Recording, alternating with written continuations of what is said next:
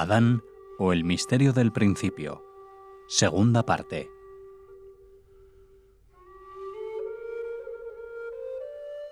Y lo creó a su imagen, tanto que según Rabí Shmuel bar Naamán, siglos después, mientras Moisés estaba transcribiendo la Torá, se detuvo en este pasaje y le preguntó a Dios: Señor del universo, ¿no te preocupa que con estas palabras pudieras ayudar a los incrédulos y confundir al inocente y al ingenuo?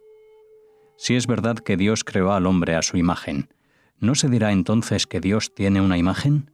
¿Y que por lo tanto Dios no es uno sino muchos? Dios tranquilizó a su siervo. Tú, Moisés, hijo de Amram, escribe. Esa es tu tarea y tu papel.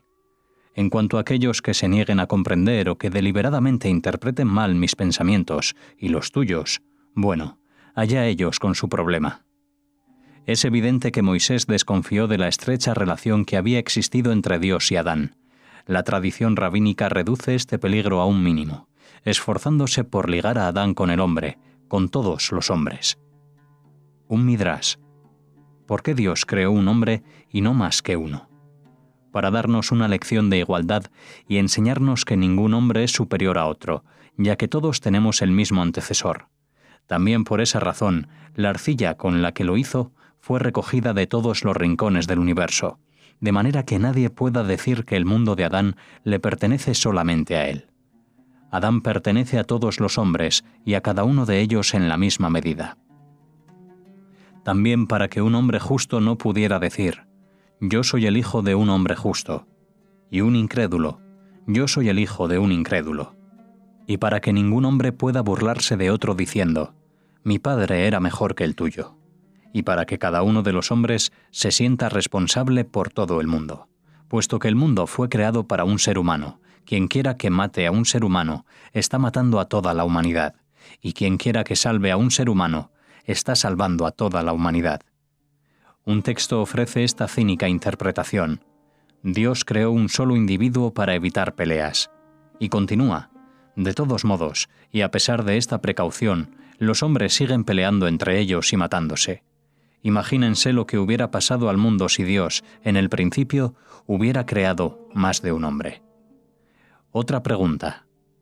¿Por qué el Creador esperó hasta el sexto día para darle la vida a Adán, en lugar de hacerlo al comienzo mismo? Respuesta. Cuando un rey invita a un huésped, primero le prepara un palacio y solo después le pide que venga. El hombre es el invitado de honor de la creación. Otra respuesta. Para evitar que el hombre se tome demasiado en serio o que se vuelva vano y arrogante, pues se le podría preguntar: ¿de qué te estás jactando, si hasta los mosquitos te precedieron en el orden de la creación? Y sin embargo el Midrash le atribuye a Adán tantas virtudes y talentos que es difícil comprender cómo no cayó víctima del orgullo. Con respecto a esto, la leyenda judía difiere de la mayoría de los conceptos seculares, que consideran al ser humano como un factor de progreso. No importa lo que diga Darwin en su teoría de la evolución. No importa Schopenhauer, que decía que el hombre era una demencial bestia salvaje contenida solamente por la civilización. Según él, cuanto más atrás va uno, cuanto más profundiza en el pasado, mejor se ve cómo el hombre surge como criatura primitiva dominada por instintos oscuros, irracionales y mortales. En la tradición judía es justamente al revés. El pasado del hombre está ligado a los sagrados orígenes de la historia. Reflejo divino, el primer hombre era más virtuoso, más perfecto que lo que podría llegar a ser el más evolucionado de sus descendientes. ¿Qué no se ha dicho de Adán? Era tan alto que su cuerpo se extendía de un extremo al otro de la tierra, y tan hermoso que el esplendor de su talón sobrepasaba al del sol, y tan poderoso que las bestias salvajes temblaban en su presencia. Para dar un ejemplo de la fuerza de Sansón, el Midrash la compara con la de Adán. La misma comparación se hace con el pelo de Absalón, las piernas de Asa y los ojos de Zikillahu. Adán, el prototipo del hombre perfecto, el molde ideal, el ejemplo supremo. Sabio, inteligente, erudito, comprensivo, generoso, estaba dotado de un alma sin fallas, incapaz de obrar o pensar mal, impenetrable a la debilidad, a las dudas. Además era humilde, tímido, agradecido. Algunas fuentes se refieren a él como Hasid, Otros le llaman la luminaria, la luz del mundo. Algunos van tan lejos que ven en él el futuro Mesías. Tan glorioso era que los ángeles, deslumbrados por su perfección, lo confundieron con su Creador y comenzaron a cantarle alabanzas. Dios respondió haciendo que se quedara dormido y los aterrorizados ángeles reconocieron su error. Por mi parte, prefiero pensar que Adán se quedó dormido no por obra de Dios, sino a causa de los ángeles, pues nada aburre más a un hombre perfecto que la excesiva alabanza. Porque en realidad Adán estaba aburriéndose en el paraíso. Todos los textos lo señalan. Puesto que tenía todo el universo para él, no deseaba nada, no pensaba en nada ni en nadie. Feliz, contento, parece particularmente carente de interés ante la caída. Ninguna nube, ninguna sombra que perturbara su serenidad. Su indiferencia para con el mundo se extendía a su propia persona. Ninguna huella de presagios ominosos o preocupación. Estaba intoxicado con Dios, colmado de Dios, unido a Dios en Dios. Ninguna necesidad de buscar a Dios, de servirlo, de comprenderlo, de asediarlo. La presencia de Dios era tan total que no la sentía. Tampoco pensaba en ella. No le era necesario, pues la fuente y cuna mismas de su espíritu estaban ocupadas por Dios. Uno se imagina que su vida es descolorida, carente de expectativas, de estímulos. Como Dios, Adán estaba rodeado de ángeles que actuaban como sirvientes. Uno preparaba sus comidas, otro probaba sus vinos. De vez en cuando Dios lo invitaba a unirse a él en sus caminatas y le mostraba las bellezas visibles y ocultas de la naturaleza. Observa con atención, Adán, pues toda esta inmensidad fue creada solo para ti. Ten cuidado, no destruyas nada, pues después de ti no habrá nadie que repare lo que tú has arruinado. Se trataba de una advertencia superflua, pues Adán no pensaba destruir ni cambiar nada. Estaba contento, lo aceptaba todo, incluso se aceptaba a sí mismo. No es extraño que Satanás se pusiera celoso. Por aquellos días Satanás no era cualquiera. Era un ángel influyente, el favorito de Dios, y estaba sentado a su diestra. Dios se divertía con su imaginación y le perdonaba sus caprichos y escapadas. De manera que Satanás tenía buenos motivos para recelar del intruso que tan fácil y rápidamente se imponía.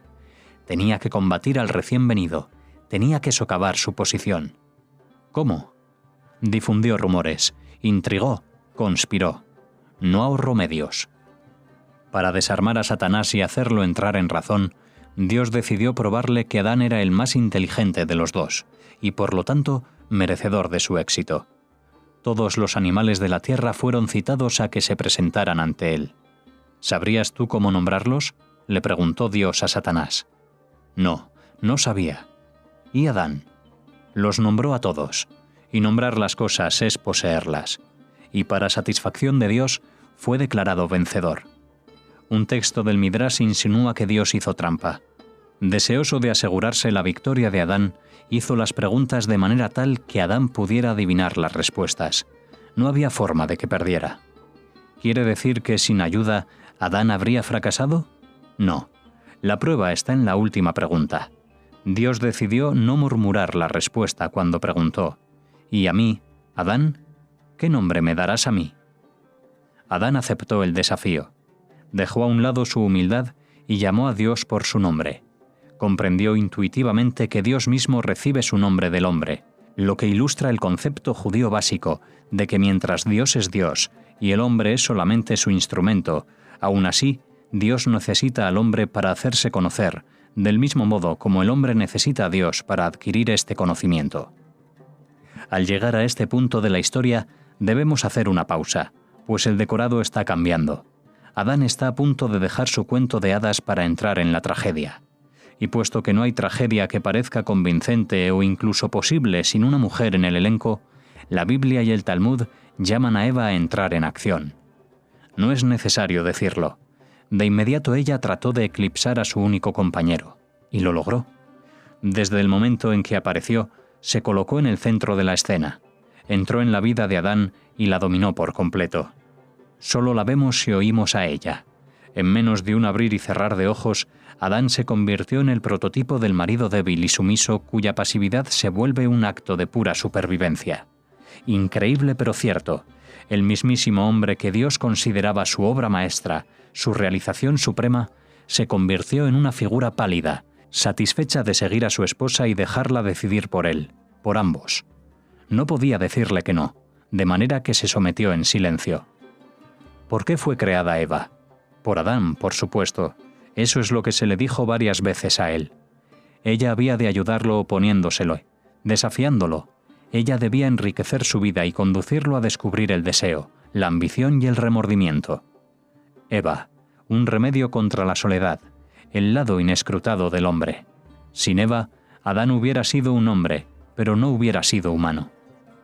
Hay un texto del Midrash que admite cándidamente que Eva fue creada más para servir a Dios que a Adán. Dios deseaba que se llevara a cabo este matrimonio de manera de poder impedir que Adán fuera considerado una divinidad, un Dios en la tierra del mismo modo como el Creador es Dios en el cielo. En todas partes se desconfía de los hombres solitarios, aun en el cielo. No hay atributo divino que parezca tan envidiable como la soledad. Otro texto trata de hacernos creer que fue Adán quien eligió a Eva como esposa. ¿Podía haber elegido otra? Sí, pues Eva no era la primera mujer de la creación. Había sido precedida por Lilith, madre de los demonios, pero Adán no la amaba. No podía amarla, pues había estado presente en el momento en que había sido creada. Por lo tanto, ella no guardaba en sí ningún misterio, ninguna atracción. Por lo tanto, ella no guardaba en sí ningún misterio, ninguna atracción, de modo que Dios introdujo a Eva y Adán la encontró de su agrado. En realidad, fue un amor a primera vista.